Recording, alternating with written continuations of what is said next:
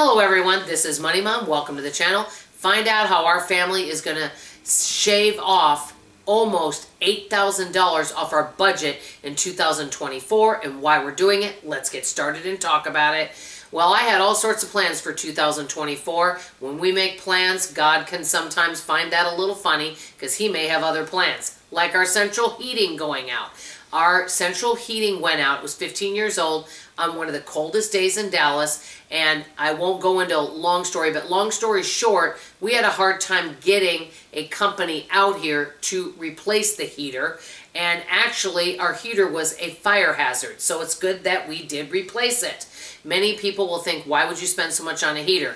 It cost us over $9,000 just to replace the central heating system. I know that amount sounds like a lot, but when you don't have any heat and it is like 20 degrees outside, you definitely need to get a heater, especially with the pipe situation, how they freeze up very easily around here. And so we needed to replace it. I want to pay it off within 90 days, and so I'm going to be doing some aggressive things, so I wanted to share all of that with you.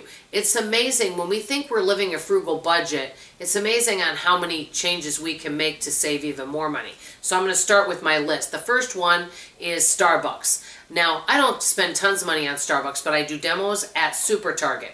They have a wonderful Starbucks there, lovely people that work there. I put $25 a month on my card at Starbucks. And so that way if I want something throughout the month, I could have something. Well, I'm not going to do that this year. Unless I get a gift card, I will not be purchasing Starbucks. So if I don't do that, I will save $300 this year on Starbucks. Number two, Amazon. I don't spend tons of money, but I budget. I'm going to say I spend maybe around $40 a month on Amazon.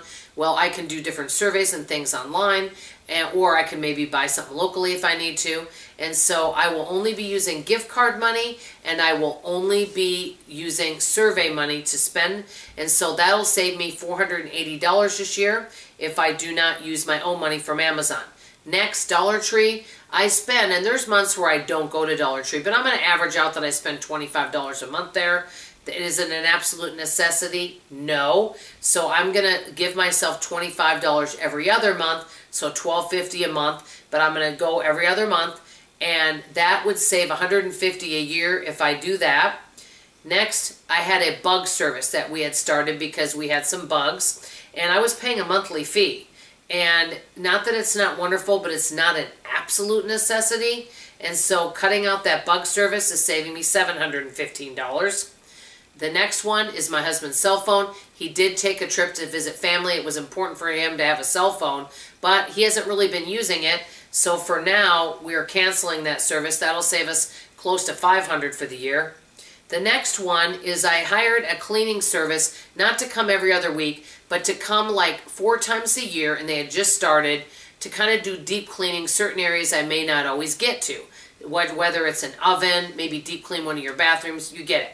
Well, they're really good at what they do, but it's quite expensive. And so that if I don't use them, that'll save me $1,000.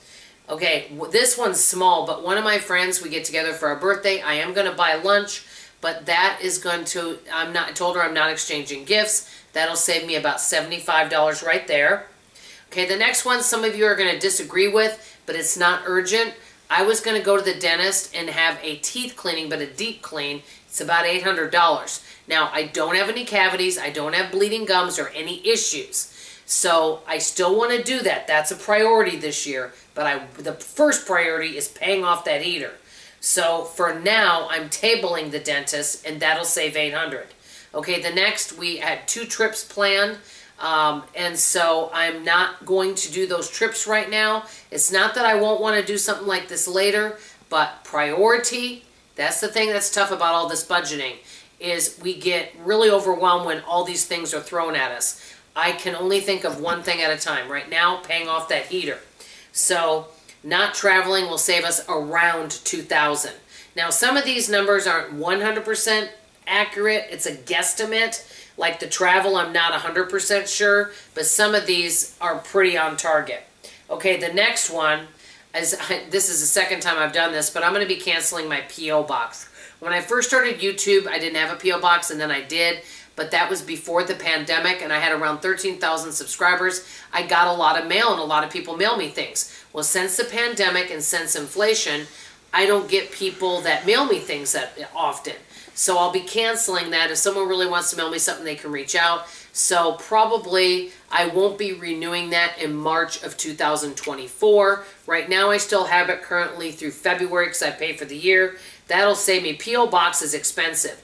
I don't remember the exact amount it is, but it's a little over $300. Okay, the next is I was paying $15 a month to a certain electric and plumbing company. But because they were going to have to take 3 days to get out to me to replace my heat, I canceled with that service and went with another service. So that's going to save me $165. Okay, next, magazine subscriptions. I love magazines. I probably spend a little less than this, but I probably spend a little less than $100 a month on magazine subscriptions. I will not be renewing any magazine subscriptions, and I'll be getting them from the library.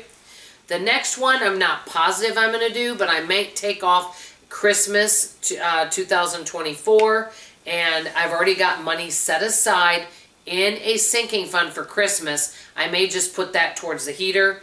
That'll save me $1,000 right there. Last but not least, the last one is I would order protein bars or buy protein bars. They're basically a glorified candy bar.